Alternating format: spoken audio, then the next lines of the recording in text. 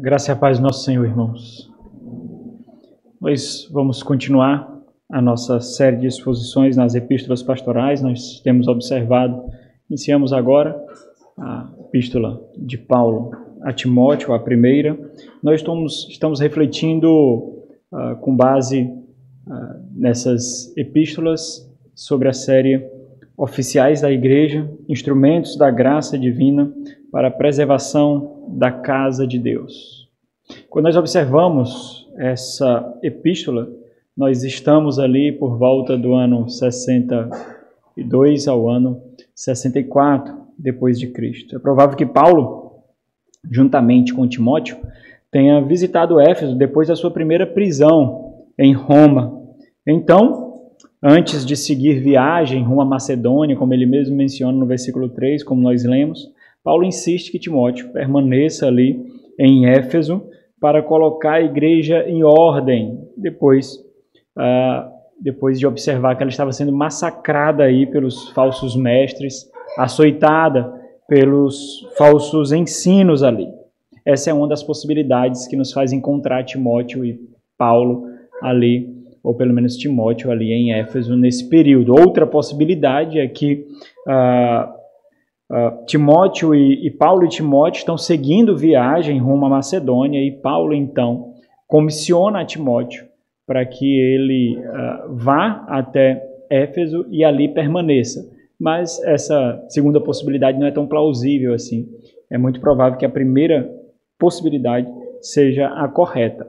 O fato é que Paulo envia Timóteo para que coloque em ordem uma igreja que está experimentando, embora com muita insensibilidade, a morte. Ela não percebe que a morte está chegando, mas a morte adentrou no seu arraial, está fazendo ali muita desgraça. Na carta que Paulo então envia, que é uma carta de orientação, que é uma carta com instruções, Paulo escreve instruções que haviam já exposto a Timóteo pessoalmente. É por isso que ele faz referência àquilo que foi dito, conforme lhe disse, conforme lhe orientei. Então essas instruções já haviam sido dadas anteriormente, pessoalmente a Timóteo, e agora Paulo coloca de forma escrita. E a carta ela realça uma certa insistência de Paulo para que Timóteo permaneça ali, embora muito provavelmente essa linguagem mostre que Timóteo deveria ter outros planos, mas Timóteo ele é constrangido a aceitar o pedido de Paulo diante da necessidade daquela igreja. Então, o que Timóteo faz aqui é aquilo que Paulo fez algumas vezes, constrangidos pelo Espírito Santo, a anular as suas próprias expectativas e vontade para socorrer a igreja, para servir a igreja. Mas o ponto é que tudo na carta destaca a urgência de Paulo. A forma muito objetiva com que Paulo trata os problemas ali. Paulo não tem muita cerimônia. Paulo vai apontando o problema e mandando corrigir, apontando o problema e mandando corrigir. Paulo entende essa intimidade que Paulo tinha com Timóteo nessa relação dos dois, faz com que os contextos não precisam ser estabelecidos diante das ordens, das orientações, dos imperativos, porque Timóteo já caminhou com Paulo há muito tempo e Timóteo conhece o rigor de Paulo para a pregação do Evangelho, para o estabelecimento da igreja. Então, Paulo é muito objetivo. Essa objetividade mostra a urgência de tudo que é tratado ali, que também evidencia implicitamente a deficiência daquela igreja, a doença que aquela igreja estava experimentando. Com isso, ele enfatiza também essa necessidade que a igreja tinha de alguém que colocasse ela em ordem. Mas o interessante é perceber que aqueles que estavam ali, pelo menos nós não temos evidência de que perceberam isso. São os olhos externos que percebem isso e então assim Paulo faz. Os presbíteros que ali estavam, deixados por Paulo, comissionados por Paulo, eles não cumpriram o papel para o qual eles foram separados ali por Paulo e então reconhecidos por aquela igreja. E aí nós encontramos algumas possibilidades. Nós já refletimos sobre isso, eu estou trazendo outros aspectos, pelo menos duas possibilidades disso ter acontecido. Ou eles são aqueles que são confrontados aqui por Timóteo, apontados por Paulo, se assim for, eles se deixaram influenciar então, por falsos mestres que chegaram ali e então se tornaram falsos mestres, ou outra possibilidade é que eles perderam realmente a direção, independente da influência de falsos mestres ou não, e fazendo isso eles levaram a igreja à beira do naufrágio. O fato é que Timóteo, um jovem, porém honrado e destemido pastor, ali representa, e é por isso que ele pode interferir em igrejas independentes, igrejas locais. Paulo ali envia o seu delegado apostólico, né? Paulo passa para ele essa procuração apostólica, então ali ele fala em nome de Paulo com toda ousadia, com toda intrepidez e com toda autoridade. Então Timóteo é esse delegado apostólico que é enviado para socorrer aquela igreja que estava encharcada de corrupção e de heresia, tudo ocasionado pelo falso ensino.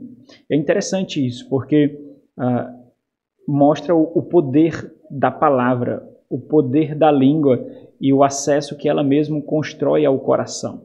Então, aqueles que falam, aqueles que têm a atenção, aqueles que se colocam como posição de autoridade, eles têm, em alguma medida, a intenção de chegar ao coração. Por isso que aquela igreja precisava ser protegida por alguém que protegesse o acesso ao coração daqueles irmãos. No primeiro capítulo, que é o capítulo que nós temos refletido, Paulo lembra a Timóteo da fonte e da extensão da autoridade que ele tem para fazer aquilo que ele é comissionado para fazer. E logo em seguida são descritos o que Timóteo deve fazer com essa autoridade que ele recebeu, como ele deve usar essa autoridade para exercer os seus deveres, aquilo que é esperado dele. Dessa forma, Timóteo ele acaba servindo de modelo para todos os oficiais que ele mesmo foi encarregado de separar, de consagrar ali diante da igreja, como também aquilo que ele é comissionado a fazer serve como descrição daquilo que todos os oficiais que ele separaria e que seguiriam até os dias de hoje, depois dele, o que esses oficiais também devem fazer. Para a igreja, aqui tem as exemplificações para os oficiais. Para a igreja, a aplicação seria colocar as mãos, impor as mãos sobre homens que têm envergadura, convicção, intencionalidade suficiente para fazer aquilo que ela precisa, independente das disposições espúrias ou tortas dos nossos corações. Mas homens que, apesar de nós, nos conduzirão rumo à Nova Jerusalém, o encontro com o nosso Supremo Pastor. Independente dos nossos corações, independente do nosso estado de espírito, independente do nosso ânimo, nós precisamos reconhecer vocacionados, consagrar vocacionados, levantar homens que farão aquilo que muitas vezes nós não queremos, mas que é o necessário. Então, o esboço do capítulo 1, eu já li para os irmãos, é muito simples, versículo 1, versículo 2, nós vemos autoridades oficiais da igreja. O versículo 3 ao versículo 7, nós começamos a ver os deveres desses oficiais. O primeiro é proteção e preservação da igreja, nós vimos na última reflexão. O segundo aqui, que é destacado do versículo 8, que nós refletiremos hoje, ao versículo 11, é a instrução da igreja. O versículo 12 ao versículo 17, modelo de renúncia, né? Os oficiais têm que ser modelo de renúncia e devoção à igreja.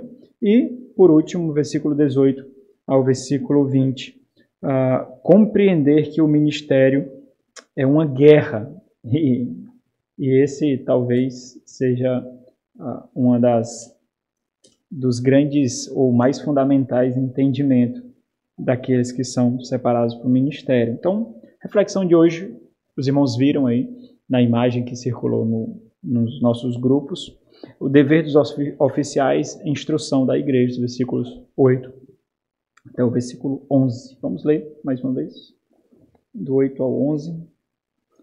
Diz assim: sabemos, porém, que a lei é boa, se alguém dela se utiliza de modo legítimo, tendo em vista que não se promulga lei para quem é justo, mas para transgressores e rebeldes, irreverentes e pecadores. ímpios e profanos, parricidas e matricidas, homicidas, impuros, sodomitas, raptores de homens, mentirosos, perjuros, e para tudo quanto se opõe a essa doutrina, segundo o evangelho da glória do Deus bendito, do qual fui encarregado. Vamos orar mais uma vez? Nosso Senhor bendito, Pai cheio de graça e misericórdia, nós te agradecemos, ó Pai, por colocar diante de nós as tuas maravilhosas palavras, aquilo que foi vivenciado por tua gloriosa igreja há centenas e centenas de anos atrás e que hoje serve de instrução por causa do teu Santo Espírito que assim o separou para nós, Deus. Por favor, nos ensina, nos instrui, que essa palavra seja viva e eficaz, penetre no mais profundo do nosso coração, separando aquilo que não te agrada daquilo que te agrada, em nome de Jesus. Amém.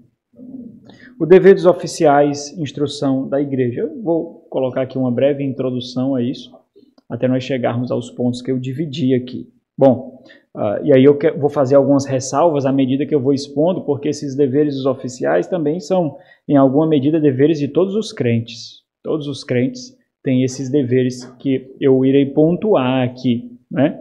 É óbvio que todo crente é comissionado a pregar a palavra. Todo crente é chamado a instruir.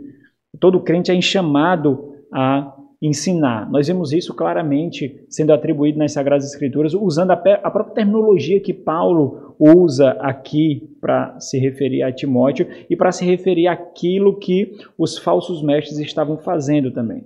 Mas nós não precisamos ir longe, a própria grande comissão deixa isso muito claro, onde nós somos comissionados pelo Senhor a fazer discípulos, ensinando e batizando em todas as regiões do globo, em todas as regiões. Em Romanos, capítulo 10, versículo 17, apóstolo Paulo diz algo sobre isso. Assim o que ele fala um pouquinho também em 1 Coríntios, que a pregação, a salvação, ela vem pela instrumentalidade, pelo meio da loucura da pregação. São pecadores ensinando outros pecadores onde encontrar perdão. Em Romanos capítulo 10, versículo 17, Paulo diz: e assim a fé vem pela pregação, e a pregação pela palavra de Cristo. É interessante porque a pregação aqui é uma tradução de um termo que literalmente significa ouvir. Então a ideia é de que a fé vem pelo ouvir e ouvir da palavra de Cristo. Então isso pressupõe que a palavra de Cristo ela deve ser um instrumento por meio do qual a salvação chega até nós, chega até pecadores. Toda a igreja é incumbida de exercer esse meio de graça, tanto para o benefício uns dos outros, como para o benefício dos próprios incrédulos. Paulo, escrevendo aos Colossenses, capítulo 3, versículo 16, ele diz: habite ricamente em vós a palavra de Cristo, instruí-vos e aconselhai-vos mutuamente em toda a sabedoria, louvando a Deus com salmos, hinos e cânticos espirituais, com gratidão em vosso coração. Então, acho que isso já é muito claro para nós. Nós somos encarregados, nós somos incumbidos, todos nós, de ser instrumentos de conhecimento, de discernimento, de sabedoria uns para os outros. Cada um de nós é encarregado desse dever. Essa é uma responsabilidade que é colocada em cada um de nós. Algumas consequências surgem quando nós não exercemos esse dever. Alguns problemas aparecem no meio da igreja e que, invariavelmente, em algum momento, irá respingar em nós mesmos diante da nossa omissão, se assim nós o fizermos. Por exemplo, poucos serão sobrecarregados diante da necessidade de alimentar e cuidar a igreja, quando alguns se omitem. Outro é que um padrão de deficiência será observado na igreja, um tipo de imaturidade crônica pela falta do exercício dos dons no meio do corpo de Cristo. E essa imaturidade tem dois aspectos: imaturidade por não exercer o dom que recebeu para ser exercido, E a imaturidade por não ser beneficiado com o dom do outro, justamente porque ele não foi exercido. E isso gera uma imaturidade. Essa imaturidade ela é descrita ou evidenciada de várias formas. A fragilidade espiritual. A fragilidade espiritual diz respeito a uma pele muito fina, cujo atrito com o outro não resiste. Então nós começamos a nos morder com muita facilidade, nós começamos a nos beliscar com muita facilidade, nós começamos a ficar muito sensíveis aos olhares, ao comportamento, ou até ao pecado do outro. E aí vem a falta de unidade na igreja. Outra deficiência que surge quando nós não exercemos, ou quando todo crente não exerce aquilo que ele deve exercer como dever, é que os oficiais da igreja serão ainda mais sobrecarregados, porque eles são obrigados de instruir, porque fazendo isso ele exibe a sua vocação. E esse é um fato importante.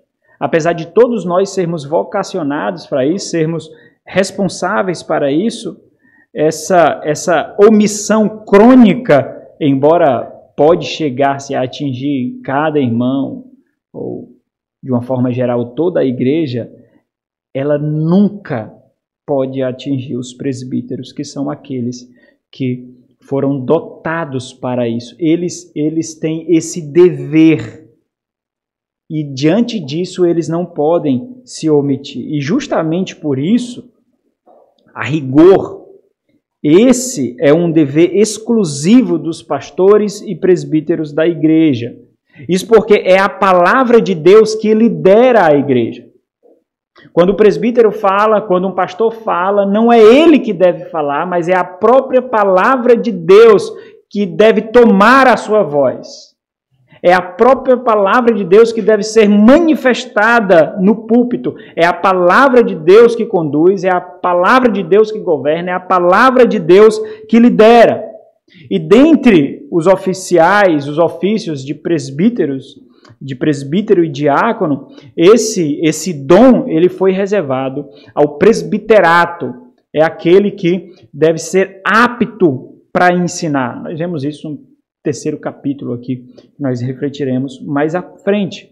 E existe um dado muito interessante aqui, porque essa é a única habilidade descrita no perfil dos oficiais, seja presbítero, seja diácono. É a única habilidade.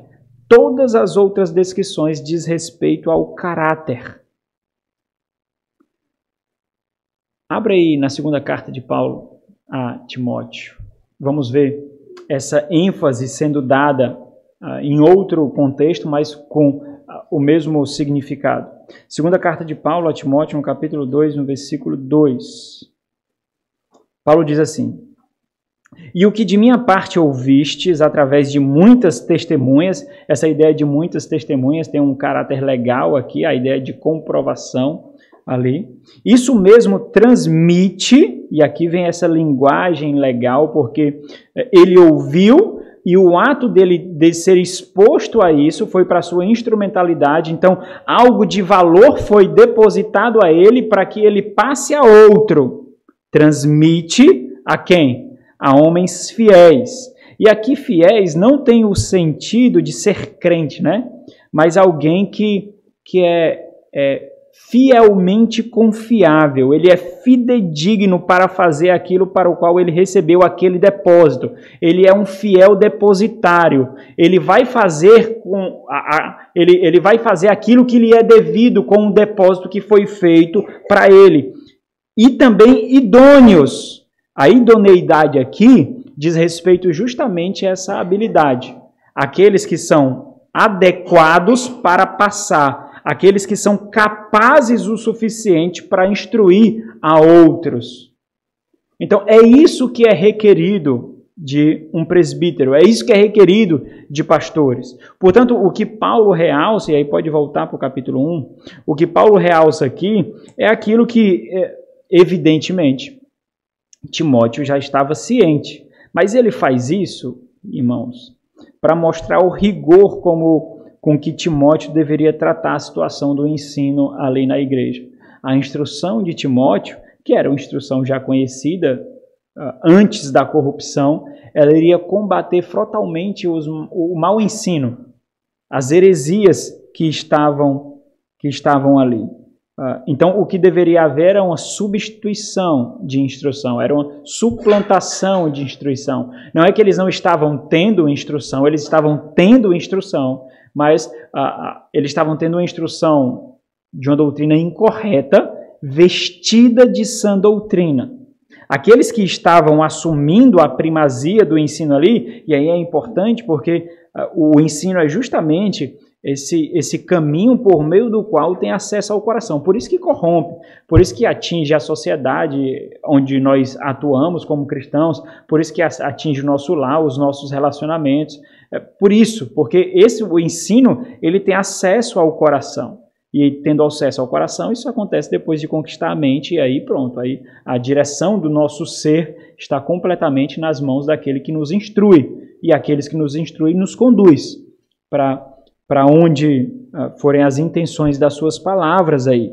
E aqueles que tinham a primazia do ensino ali, mesmo sem saber o que eles estavam fazendo, se assim o fosse, eles estavam, então, já fazendo justamente isso, ganhando a mente e o coração daqueles irmãos daquela igreja, e eles deveriam ser subjugados pelo verdadeiro ensino da sã doutrina, que é o evangelho da glória de Deus, como o próprio Paulo descreve aí no versículo 11.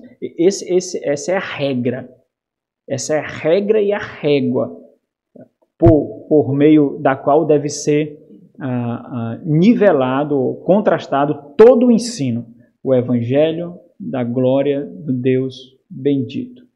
Qualquer ensino que não esteja condizente, por mais que esse ensino seja a própria palavra de Deus, que é assim que eles fazem aqui com a lei, né, que Paulo vai questionar, deve ser rechaçado aqui. Então, observa aí o versículo 6. Os versículos 8, eles estão diretamente ligados porque eles vão fazer um contraste justamente com aquilo que é dito no versículo 6 e versículo 7. Então, esses falsos, que levaram outros a serem falsos também, desviando-se algumas pessoas destas coisas, errando o alvo a algumas pessoas, eles perderam-se em loquacidade frívola, eles perderam em linguagem desprovida de poder, desprovida de veracidade, desprovida de propósito, de finalidade, de uma linguagem inútil. Por que isso aconteceu? Por causa dos compromissos espúrios do seu coração. O compromisso deles, muito diferente de Paulo, muito diferente de Timóteo, era com a igreja e com o reino de Deus, porque o compromisso deles era com o próprio Deus, de Paulo e Timóteo. Diferentemente do compromisso do coração daqueles falsos mestres. Muito diferente. E o próprio Paulo vai dizer isso no versículo 7. Ele diz, porque eles desejavam passar por mestre. Eles tinham o desejo de serem considerados mestre. Todavia, eles não faziam justamente aquilo que descreve a única habilidade, e aqui também testifica do seu caráter, que lhe torna apto para ser mestre, apto para ensinar, que era colocar a mente para discernir as consequências dos seus ensinos. É colocar a mente nesse desejo diante dessa instrução, que é justamente isso que é descrito aqui. Não compreendendo, não percebendo as implicações, eles não dedicaram a mente para discernir as consequências do ensino com base na vontade de Deus, do propósito de Deus, do plano de Deus. Não compreendendo, todavia, nem o que dizem, nem os assuntos sobre os quais fazem ousadas asseverações. Então, os irmãos observam que aqui existia essa idolatria do púlpito, essa idolatria do microfone, né? Não existia nem púlpito nem microfone, isso é um anacronismo aqui. Essa idolatria do púlpito, essa idolatria do holofote, essa idolatria dos microfones, é o desejo por aplauso, o desejo por notoriedade, o desejo pela submissão. Esse é o grande desejo. Embora o compromisso do coração deles estivesse somente com eles e com esses ídolos aqui. E um ingrediente fundamental que era exercido por Paulo e Timóteo, e, portanto, pelos verdadeiros presbíteros, pelos verdadeiros oficiais, não era encontrado nele. E aí é descrito justamente por causa dessa perícia com a palavra, em que, por ser experimentado com a palavra, isso torna apto a ensinar, e essa é uma descrição de habilidade mesmo, porque aqui são habilidades descritas mesmo para lidar com a letra, para lidar com a lei, para lidar com a palavra, e estão sendo experimentados e encharcados por essa própria palavra, a sua mente será treinada para discernir. Daí então vem a construção de sabedoria.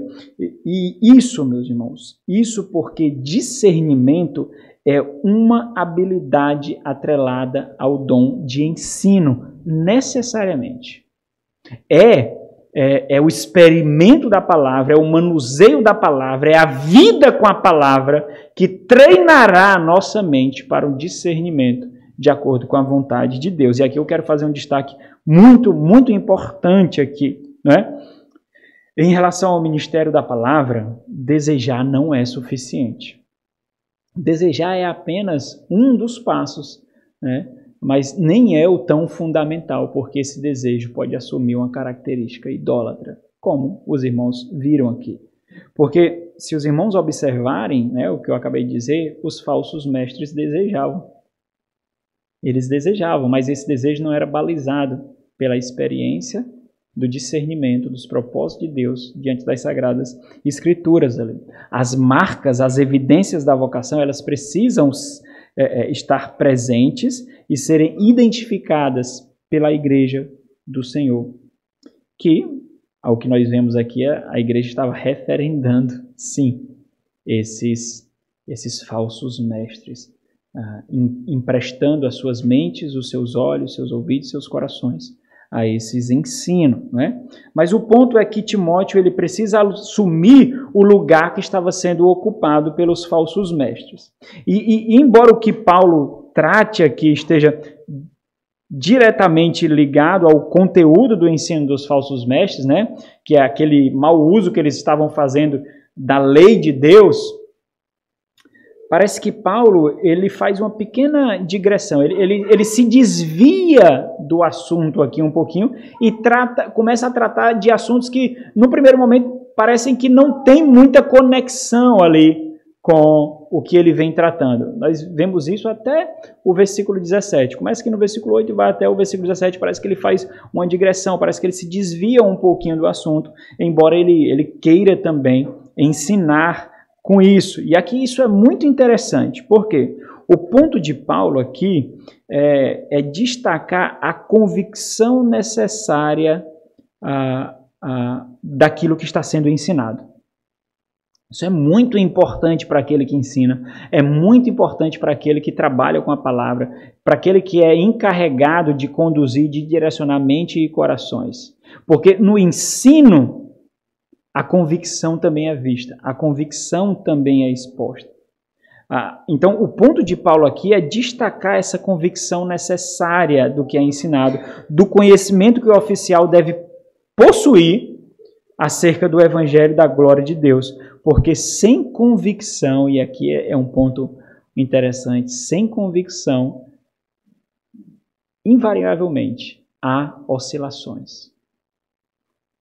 Sem convicção, nós titubeamos. Sem convicção, nós bambeamos. Sem convicção, nós vacilamos. Em nenhum outro lugar, e aí isso torna ainda mais evidente, em nenhum outro lugar das Sagradas ou das Epístolas Pastorais, Paulo trata da lei como ele trata aqui, o que realça ainda mais que o ponto de Paulo não é ensinar a Timóteo como deve ser utilizada a lei, mas o ponto de Paulo, que nós vamos ver mais na frente, é justamente destacar essa convicção do que ele precisa fazer. Porque o que é que Timóteo vai fazer? Ele vai confrontar justamente aqueles que têm acesso ao coração e à mente daqueles irmãos. Aqueles que tinham acesso pleno à igreja ali. Ele vai confrontar justamente isso. E nesse confronto haverá debate, discórdias e momentos tensos. Então, o que Paulo faz aqui é fortalecer a convicção de Timóteo. E esse é o primeiro ponto aqui da nossa reflexão. Os oficiais devem estar preparados para instruir, versículo 8. Mas, antes de tudo, vale observar mais uma vez, que o propósito, a afirmação desse tópico, a proposição desse tópico do dever dos oficiais está mais relacionada aos presbíteros e aos pastores, que são aqueles que estão instrumentalizados, embora eu trate do termo oficiais aqui para seguir a sequência da série, mas está mais direcionado aqui aos presbíteros e aos pastores. Mas entenda, os diáconos, eles também têm que ser experimentados para a palavra, porque eles vão ser modelos e assim eles fazem nos seus lares, eles exercem o pastoreio nos seus lares, assim como todos nós devemos exercer. O que sustenta esse tópico aqui é justamente essa afirmação que Paulo inicia o versículo 8. Paulo está descrevendo um fato, Paulo está fazendo uma observação, ele não está dando uma ordem, nós devemos saber. Ele está descrevendo um fato. Sabemos, porém, que a lei é boa se alguém dela se utiliza de modo legítimo. Então, esse sabemos aqui, ele carrega essa ideia de ter posse de conhecimento, de ter posse de instrução. Paulo aqui está destacando justamente isso. Nós somos instruídos quanto a isso. Nós temos o conhecimento daquilo que deve ser feito ou de como a lei deve ser utilizada. É aquilo que já é conhecido de Timóteo, assim como também é conhecido de Paulo. Tanto que Paulo não investe tempo, por exemplo, discorrendo sobre a extensão ou a definição da lei, mas ele fala especificamente o modo como a lei deveria ser usada, ou seja, subordinado ao evangelho da glória de Deus. O legítimo uso da lei é sempre subordinado ao evangelho da glória de Deus, que são as boas novas que o Senhor Jesus Cristo veio trazer. Quando isso não acontece, então nós damos o lugar ao legalismo, não é? E justamente o contrário do que os falsos mestres estavam fazendo. A lei não estava ali subordinada pelo evangelho da glória de Deus. É por isso que Paulo coloca como a regra e a régua aqui para o ensino da lei. E aí, conforme nós observamos aqui, e eu quero trazer esse ponto, a linha do tempo aqui de Timóteo, Timóteo ele teve muito tempo para ser instruído por Paulo. E aí, por que isso é importante? Porque quando nós lemos rapidamente aqui esses versículos, parece que Paulo está ensinando alguma coisa. Ok, Paulo está ensinando, mas esse não é um ensino comum. O ponto de Paulo ali não é ensinar a Timóteo. Timóteo sabe. Timóteo já foi instruído. Mais uma vez aqui a importância do que Paulo quer fazer. Por que eu estou destacando isso? Porque nos falta muito isso, irmãos. No ministério pastoral, nos falta muito isso. Fortalecimento de convicção por parte de outros. Nos falta demais isso. Muito mesmo. Vamos ver um pouquinho da linha do tempo aqui de Timóteo. Ao que parece, ao que tudo indica, eu mostrei até para os irmãos algumas imagens hoje aí no grupo, né? A conversão de Timóteo pode ser datada aí na ocasião da primeira viagem missionária de Paulo por volta do ano 48 depois de Cristo. Quando nós chegamos em Atos, capítulo 16, logo no início da segunda viagem missionária de Paulo, ao que parece, Paulo apresenta ali Timóteo já para ser ordenado e separado para viajar com ele como obreiro do evangelho, como um cooperador ali junto com ele. Talvez, nesse momento, Timóteo tinha ali cerca de 18 anos de idade, muito jovem.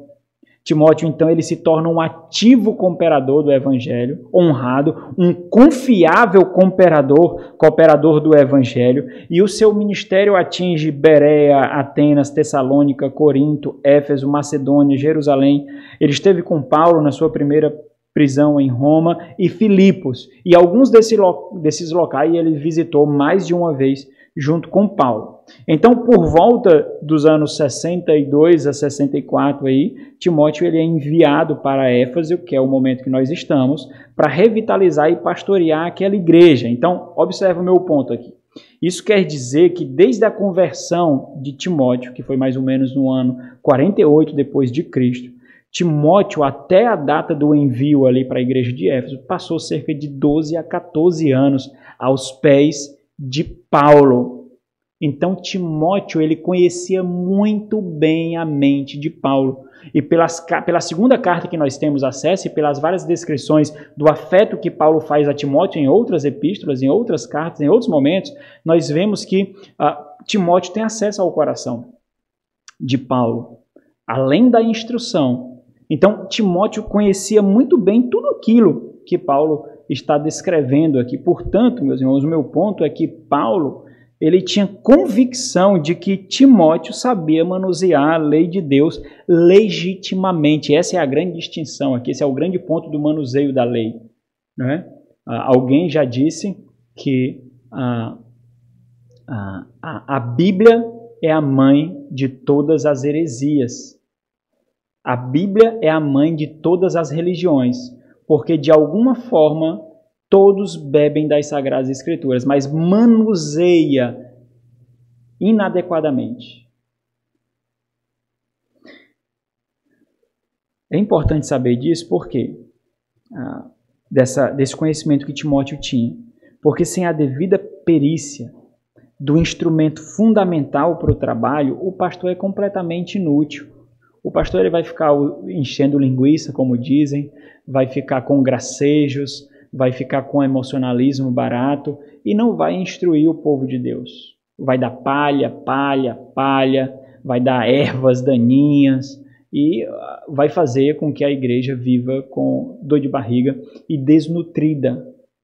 Então Paulo tinha muito bem, e essa é a segurança que Paulo tem a enviar para lá, do conhecimento que Timóteo tem e da convicção que ele tem. É como se Paulo estivesse dizendo assim, ó, é claro que temos convicção do uso adequado, do uso legítimo da lei. Pois é, Timóteo, é justamente isso que você fará aí. Aquilo que você conhece, você então colocará em prática. E isso, mais uma vez, é de suma importância. E, ao mesmo tempo, o que Paulo faz é fenomenal. Paulo antecipa um problema aqui. Imagine que existe uma zona de conforto completamente estabelecida em toda a igreja.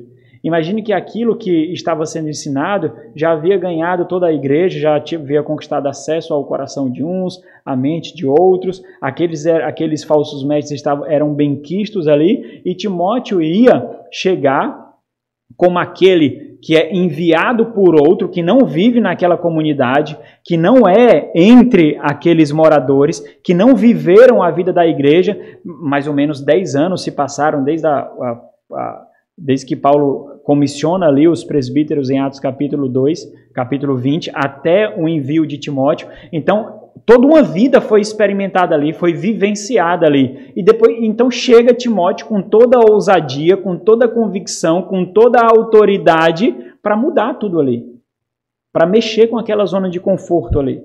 Então, o que é que acontece?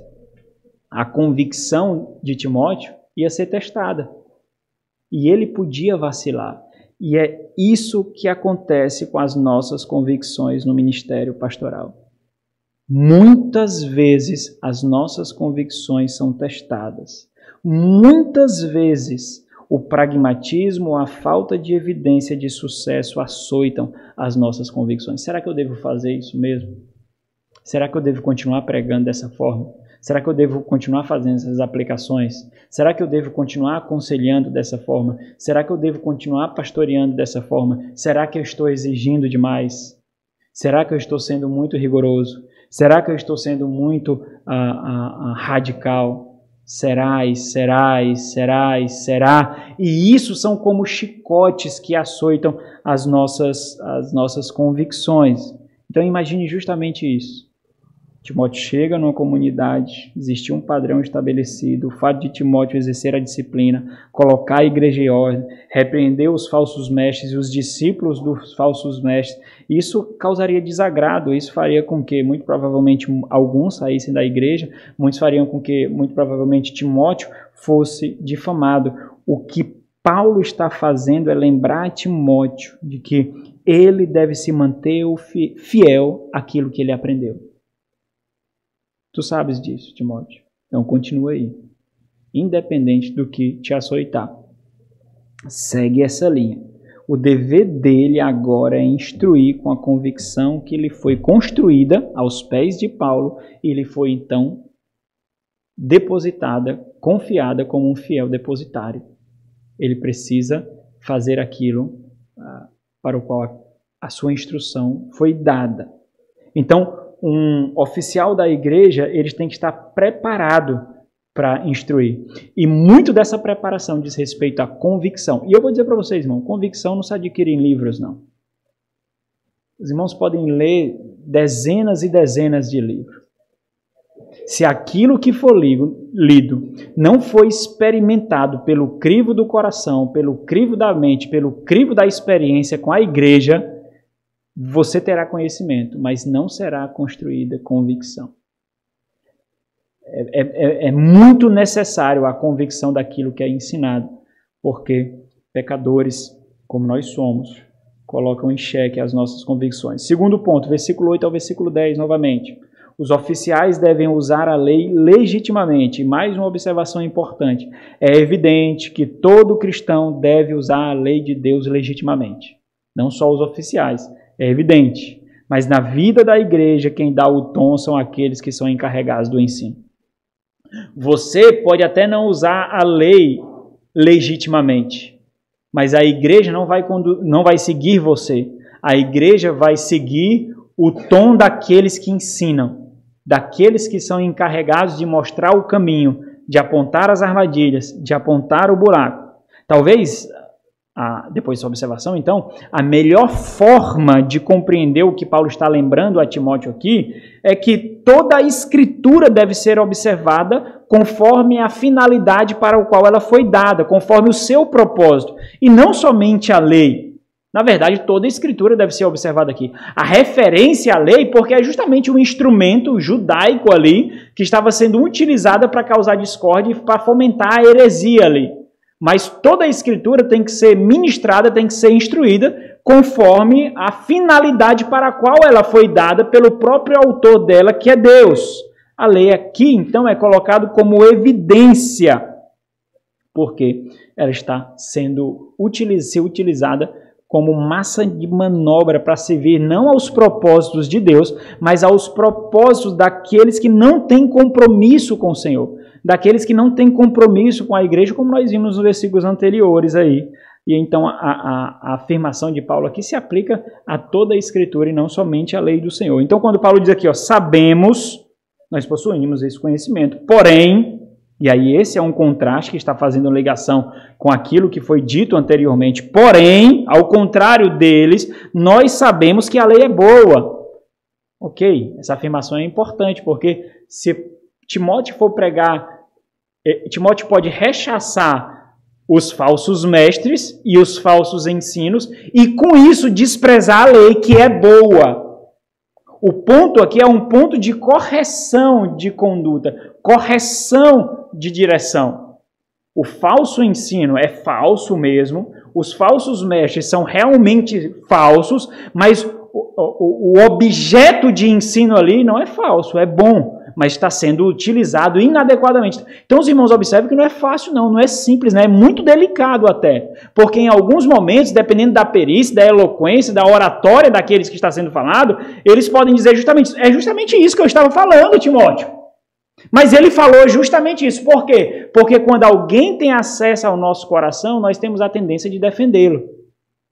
Nós simplesmente defendemos, porque nós já temos um relacionamento, nós já temos uma proximidade. E nesse momento, nesse primeiro momento, a verdade não tem tanto poder para o nosso coração aqui. É a afetividade que tem mais poder. É o afeto que tem mais poder aqui. Então precisa de persistência ali daquele que está encarregado de socorrer a igreja do Senhor. Que ele vai bater, até que aquela muralha de contenção irá ceder para então entrar as faíscas aí, do fogo da palavra do Senhor. A lei é boa, nós sabemos. Então, a lei aqui, ela pode se referir a toda a lei do Antigo Testamento, era a lei judaica que estava sendo utilizada ali para discussões inúteis, embora os exemplos dados por Paulo aqui ecoem os 10 mandamentos.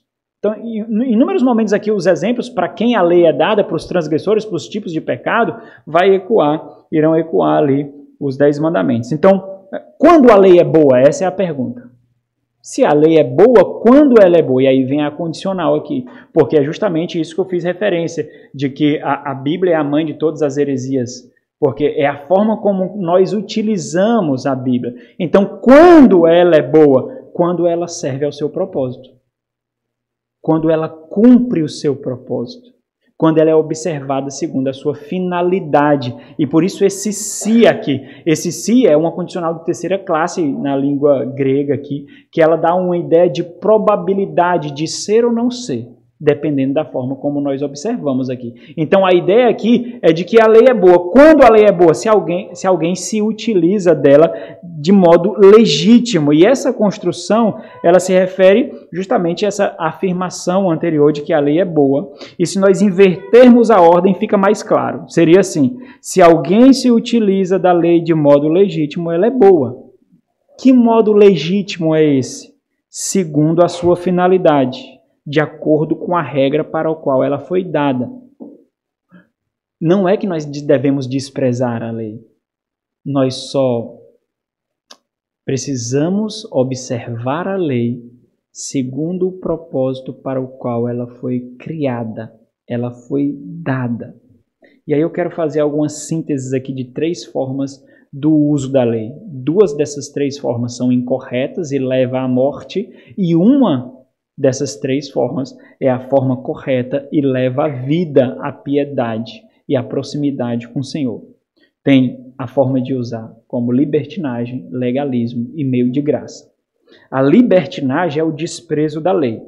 Alguém que vive como literalmente o sem lei. Ele não tem nenhuma regra para se basear as disposições do seu coração. Ele vive sem padrão de conduta evidente, tangível, sem um padrão de conduta claro. Esse sem lei, esse libertino, é descrito aí no versículo 9 como transgressores. Outra forma de utilizar a lei é como legalismo. Aqui já não é o desprezo da lei, aqui já é o abuso da lei. Alguém que julga os seus padrões, julga outros por padrões que ele mesmo não consegue viver. Aqui é descrito como hipócrita também. Entendendo que existe uma linha de regras morais que, observando, mesmo que ele não consiga, mas observando, então ele irá agradar a Deus. Essas 2 formas matam a igreja, essas 2 formas matam pessoas. A terceira forma aqui, que é a forma como a lei deve ser observada, é a lei como meio de graça. É a lei como um instrumento de santificação. Quando nós observamos a lei aqui, nós compreendemos que a lei é a expressão fiel da vontade de Deus. Foi Deus que deu a lei para o nosso benefício, para a nossa edificação. Ela sim é a expressão fiel da vontade de Deus. Nós refletimos muito sobre isso na exposição do Salmo 119 aqui. A lei são os blocos através dos quais a estrada nesse mundo, que é o grande vale da sombra da morte, por meio dessa estrada que nós devemos ser conduzidos até o encontro com o Senhor. Ele vive lutando, então, para fazer a vontade de Deus, mas, no final das contas, ele compreende, sim, que é impossível obedecer perfeitamente à lei de Deus, e por isso ele corre para Cristo em busca de descanso e encontra. Se nós observarmos Paulo tratando disso muito pontualmente, na carta que ele escreve aos Gálatas, no capítulo 3, no versículo 24, ele diz em um versículo ali o propósito da lei e que ela cumpriu o seu propósito. Ele diz: de maneira que a lei nos serviu de aio para nos conduzir a Cristo, a fim de que fôssemos justificados por fé. Se nós já chegamos a Cristo, a lei ela já não nos serve mais de aio. Ela cumpriu o seu propósito. Agora nós fomos justificados com o Senhor. Ela foi a nossa guia, nossa tutora, nosso direcionador, para nos mostrar o quê? Para nos mostrar que nós não cumprimos a lei.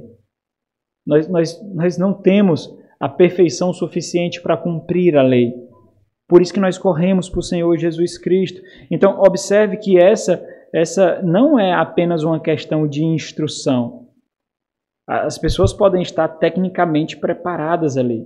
A forma como a instrução acontece também importa muito. É por isso que Paulo destaca a Timóteo aqui.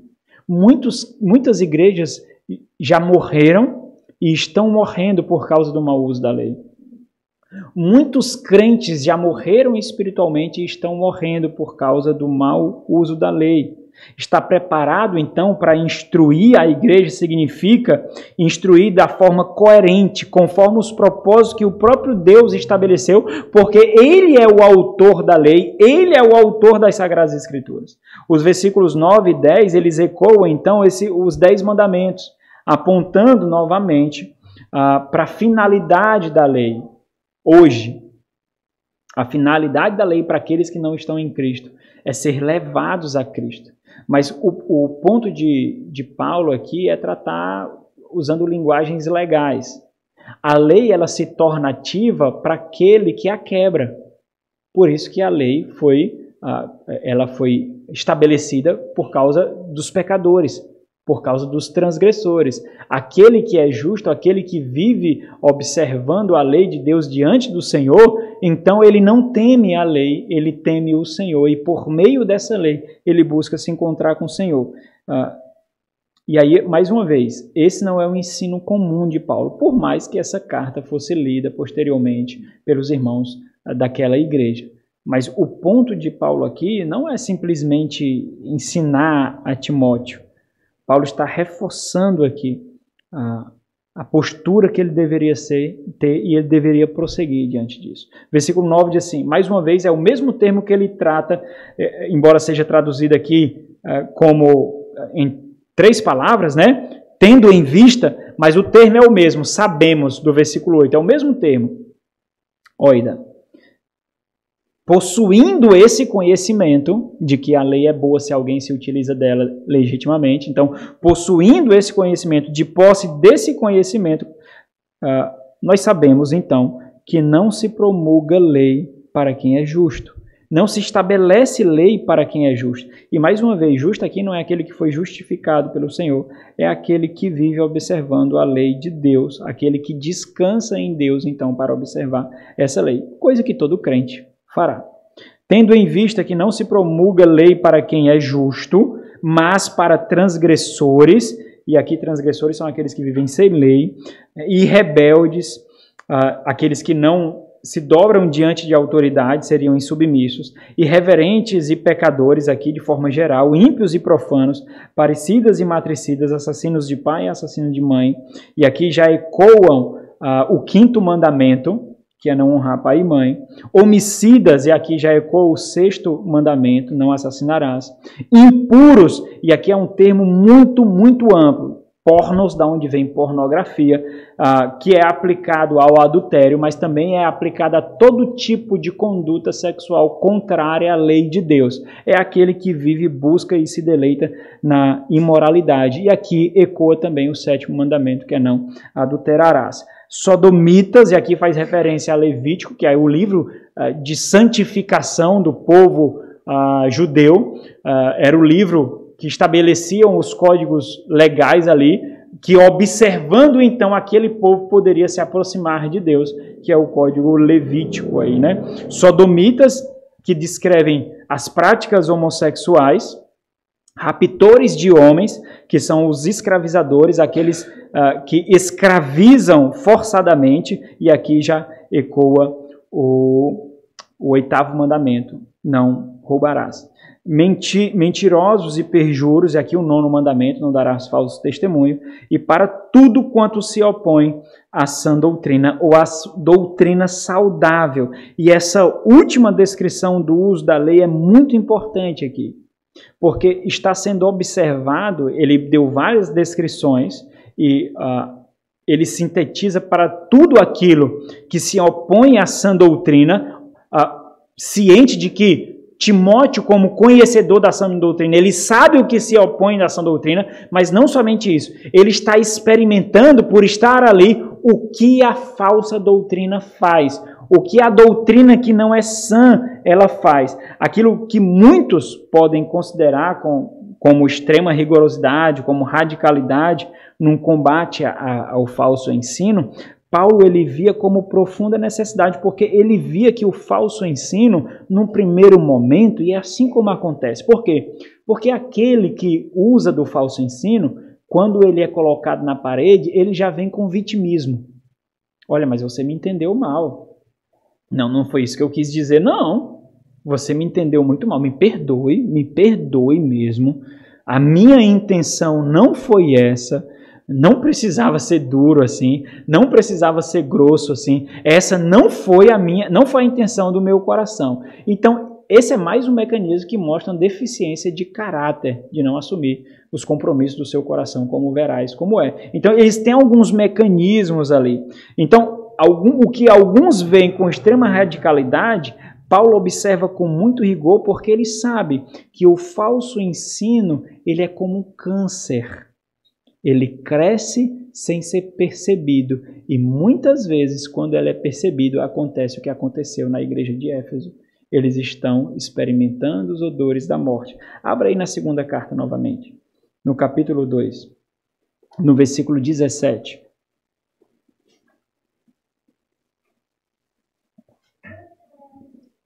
Olha a linguagem que Paulo utiliza, 2 Timóteo 2,17. Além disso, falando dos falsos mestres, falsos ensinos, além disso, a linguagem deles corrói como câncer, entre os quais se inclui Himeneu e Fileto. Então, Paulo entende muito bem, e eles são evidência disso, das consequências silenciosas e insensível do câncer do falso ensino. E esse é o problema dos falsos mestres. Eles estavam oferecendo o falso ensino como se fosse o verdadeiro. Por isso estavam sendo abraçados. Não era que eles estavam chegando lá oferecendo outro ensino, mas era com a roupagem de ensino verdadeiro. Eles estavam manuseando a lei de Deus de modo ilegítimo.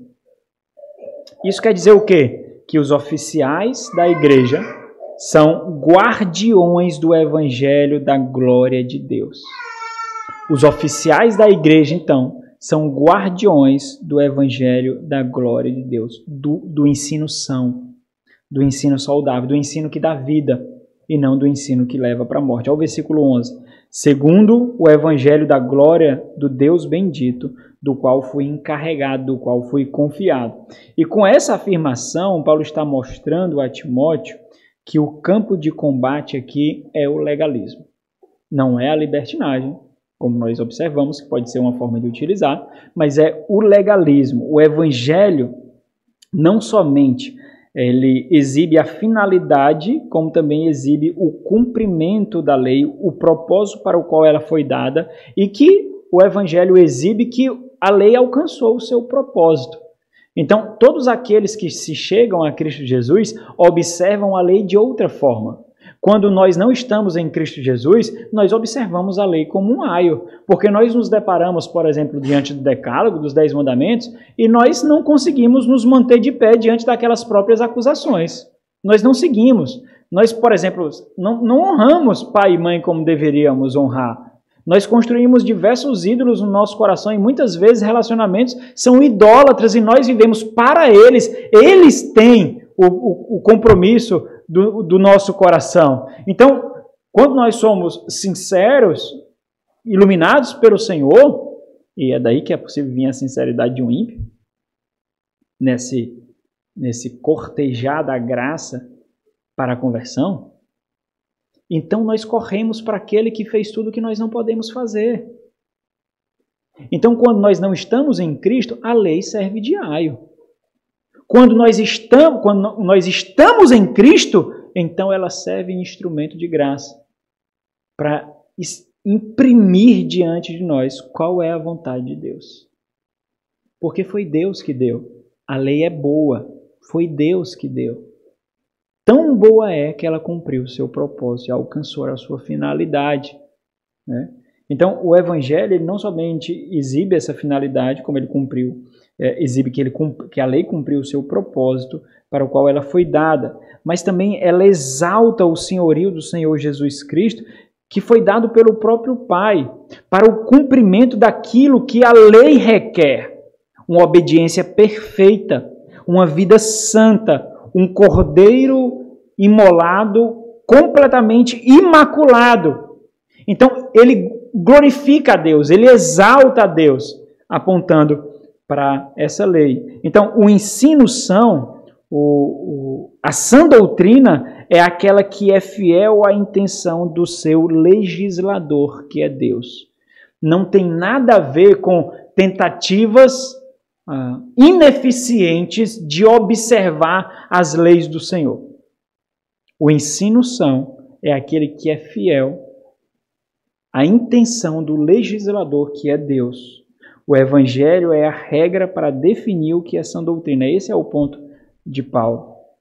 Logo, a lei está subordinada ao Evangelho da glória do Deus bendito. E os oficiais da igreja têm o dever de ser guardião de todo esse arcabouço, observando a aplicação e a apreciação de toda a Sagrada Escritura, seja da lei, pontualmente, seja do Evangelho. É por isso que nós devemos ter muito cuidado com pequenas pitadas de falsos ensinos, com pequenas pitadas de heresias. Às vezes começa com um aparente zelo pelas Sagradas Escrituras, o aparente zelo pela sã doutrina, mas muitas vezes isso acaba, se não for observado, sendo levado à corrupção.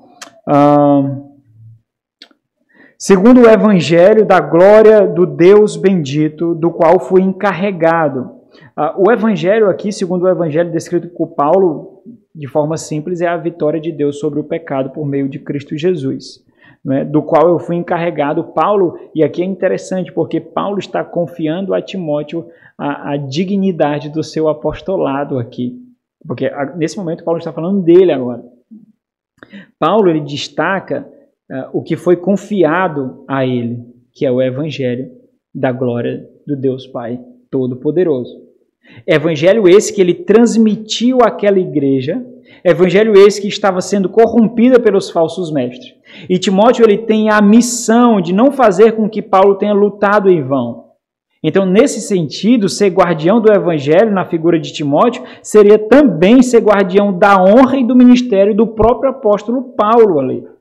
Conforme eu fiz referência aqui nos outros tópicos que nós vimos, esse dever ele não se restringe a pastores, obviamente. Esse é um dever reservado a todos, todo crente. Todo crente tem um dever de ser o guardião da sã doutrina, de ser o guardião do ensino fiel do Evangelho. Mas existe um peso maior que recai sobre os pastores, sobre os presbíteros, como líderes e mordomos do rebanho e da igreja do Senhor. Esse é o ponto de Paulo aqui. Os crentes na igreja, principalmente quando nós pensamos a igreja como congregacional, eles são pequenas barreiras que protegem a igreja. Essas barreiras elas vão ruindo, podem ruir, pode cair, e os oficiais são essas grandes muralhas colocadas pelo Senhor para proteger a igreja. Então, uma das características de um oficial, já que é esperado dele sangue para manutenção e preservação da igreja, é coragem, intrepidez, ousadia e busca por sabedoria para equilibrar tudo isso que é necessário para o exercício do ministério. Então, para a gente concluir, irmãos, basta você ler com um pouquinho mais de atenção a primeira carta de Paulo a Timóteo, que você perceberá a profundidade e o alcance dessas instruções. Instruir a igreja do Senhor não se restringe ao púlpito. Por quê?